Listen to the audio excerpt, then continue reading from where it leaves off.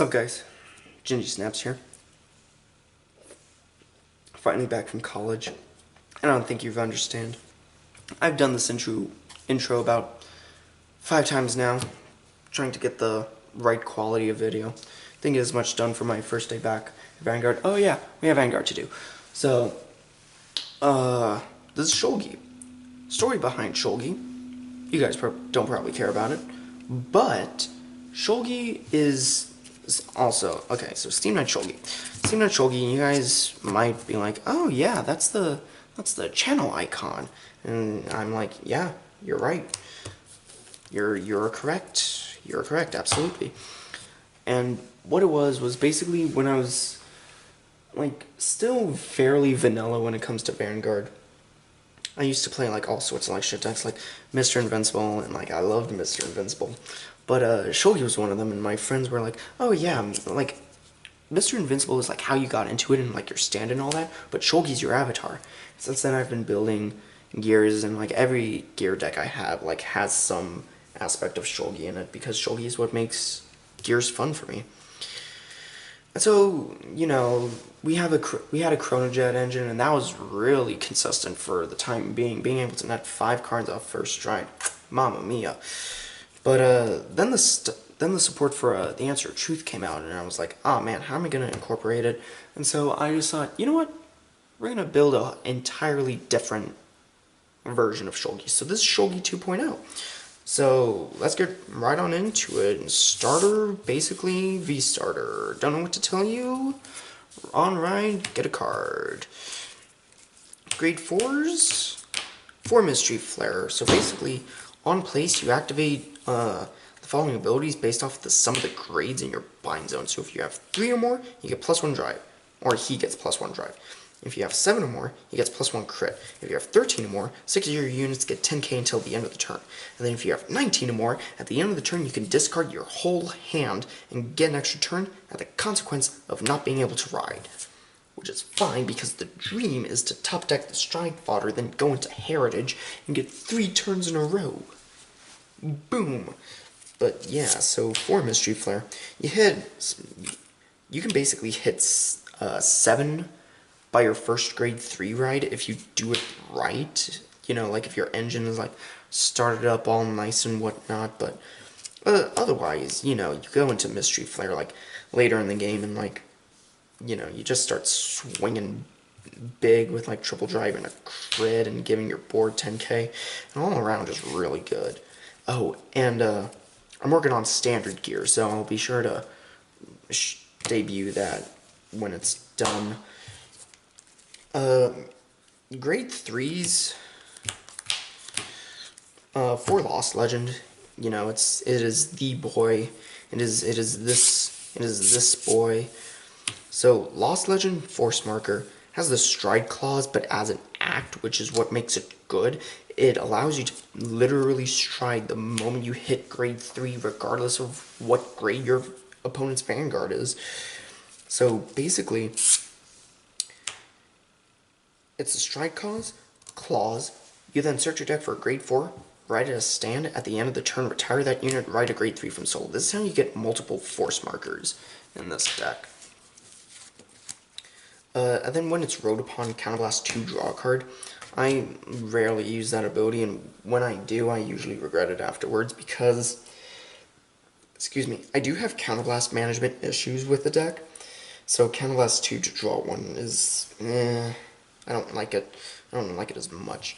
But yeah, definitely super good, super needed. And then for our last grade 3, it's kind of like this weird tech. It's Pulsar Proceed cheap, and hopefully you guys can like see why. Because if you have 2 Counterblasts, by the time you're about to ride to your first grade 3, you like ride Lost Legend. And then we run, where is it? It's Steam. We run Steam Link's MA, which I'll get into in a bit, but basically, if you have 2 Counterblasts, you can literally go for a Mystery Flare with at least triple drive. Usually, if you combo these 2 off correctly, you can probably more than likely hit the triple drive extra crit, and then just, you know, sack 3 crits to make them go from 2 to 6, which I managed to do today. But yeah, so basically Counterblast 1, bind it, draw a card, then bind something from your drop zone, which is really good. It helps, you know, increase those numbers, and also helps get Steam Link's MA into the bind zone. You know, it's not like toolbox, but it's like, it helps get there. 6 grade 3s, by the way. Grade 2s, 4 Lost, Break Dragon, Optimal grade 2 ride, 10k base, really nice. On place, bind a card, draw a card, that for either rearguard or Vanguard, and then on rear, during your turn if you have a face-up card in your bind zone, plus 3k. 13 by itself, 23 on a force marker. Hits those defensive trigger numbers. Nice. So, yeah, really, really good. Helps get that engine started, you know. Then we got 4 Gun Bezel Dragon. I haven't seen anybody play Gun Bezel Dragon in Standard, which I find interesting.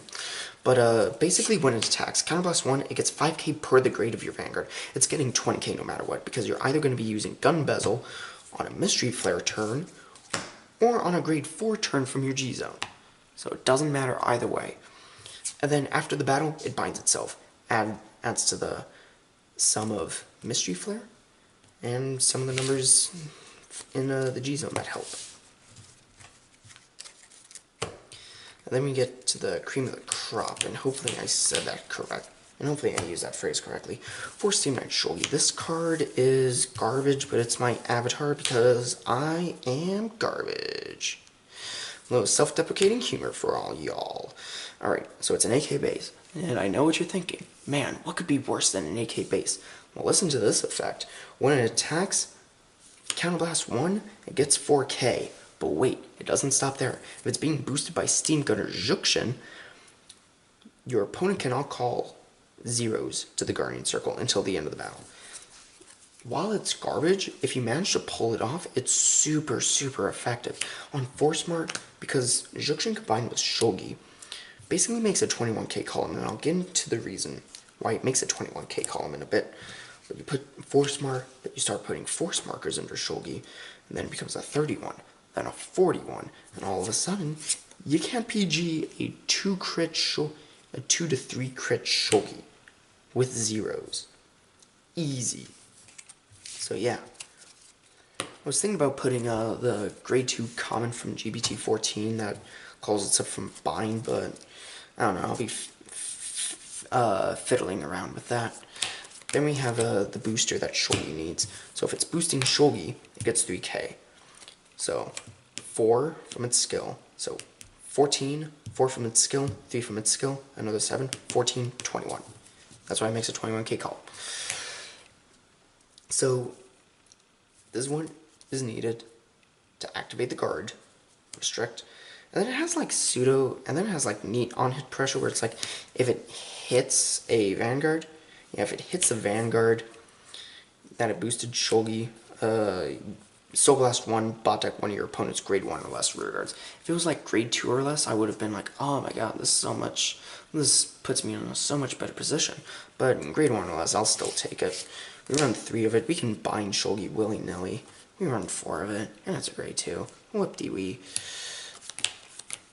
4 wedge move. It's stride fodder and our optimal first, and our preferred first ride.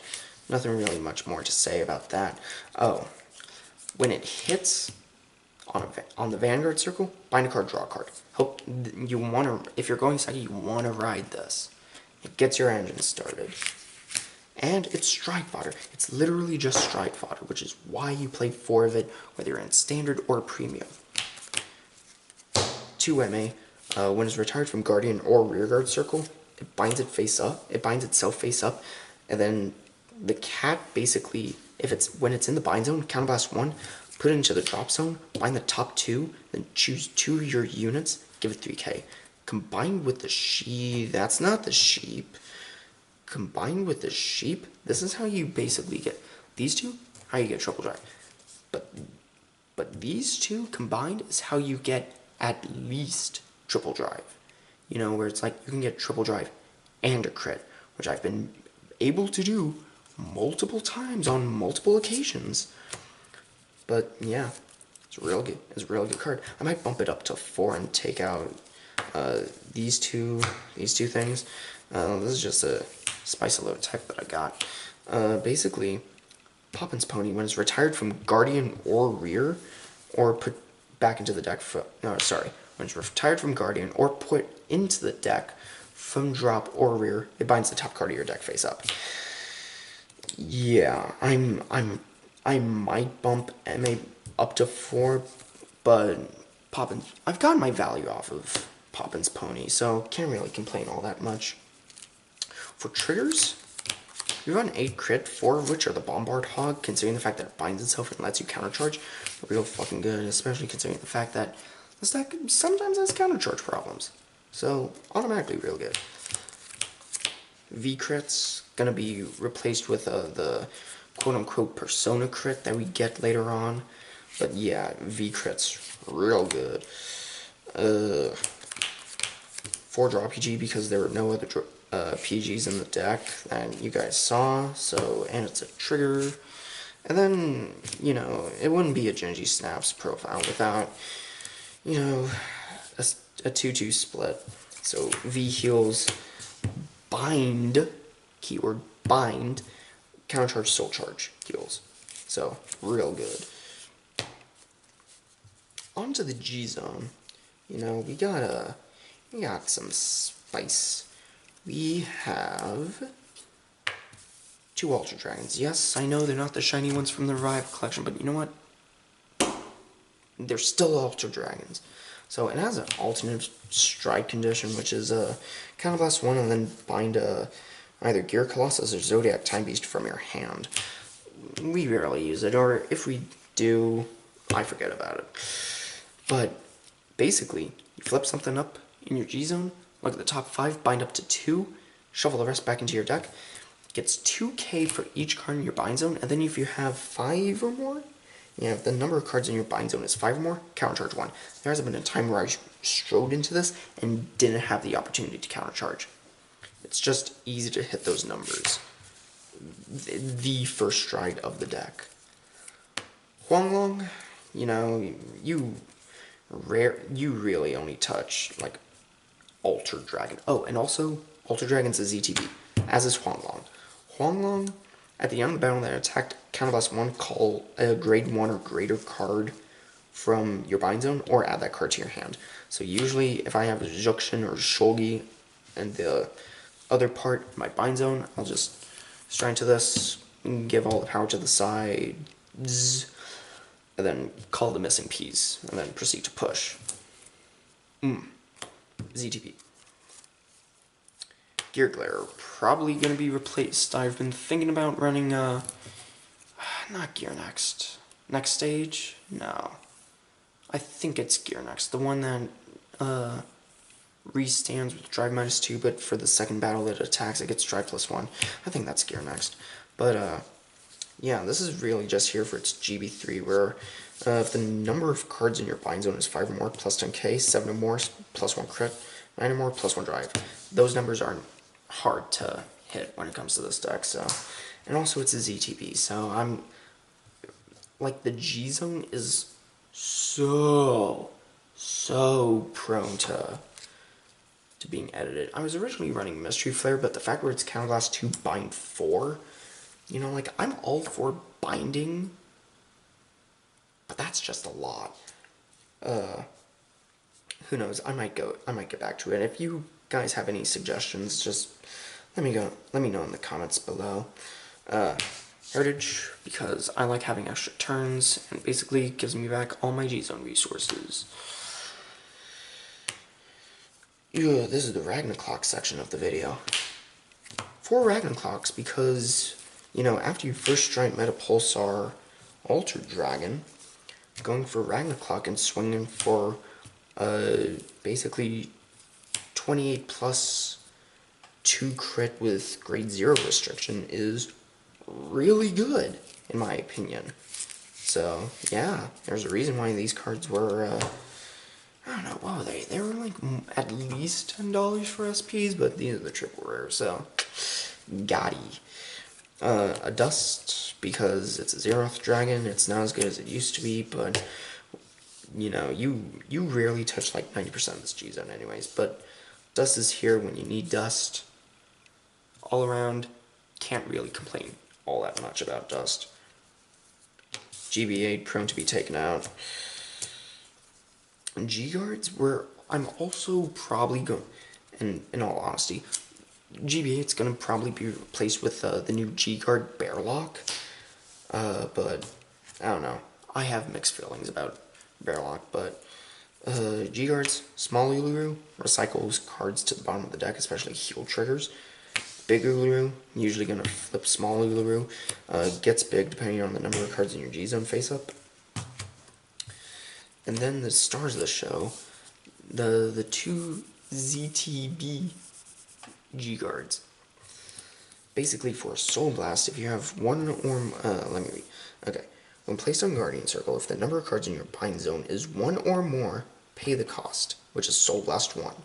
If you do, until the end of the battle, it gets 5k. Then if the number of cards in your bind zone is 5 or more, it gets 15k shield. These basically become, what, 35k shields, bumping Lost Legend up to 48? Yeah, 35 plus 13, 38. Really good. So, yeah. So yeah, that's Shulgi, you know. I hope you all enjoyed the video. Like, comment, subscribe, do what you want, and see you guys later. Bye.